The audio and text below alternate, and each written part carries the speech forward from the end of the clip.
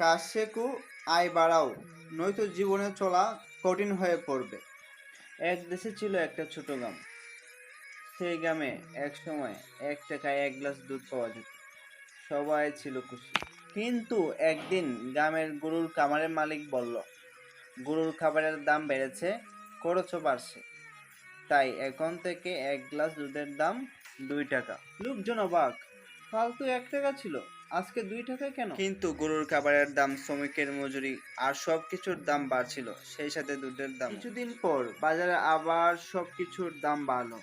তখন গরুর মালিক বলল, এখন প্রতি গ্লাস দুধের দাম 3 টাকা। এই অবস্থা দেখে এক স্কুল ছাত্র তার মাকে জিজ্ঞেস করল, মা, আগে তো 1 টাকায় 1 গ্লাস গরুর দুধ পেতাম, এখন 3 টাকায় কেন?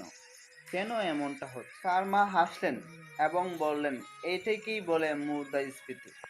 যখন টাকার মান কমে যায় এবং জিনিসের দাম বেড়ে যায়, তখনই এমনটা হয়। মনে রাখবেন, মুদ্রাস্ফীতি শুধু বাজারে দাম বাড়ায় না, বরং শেখায়। কাজ শেখো, আয় বাড়াও, নয়তো জীবনে চলা কঠিন হয়ে পড়বে।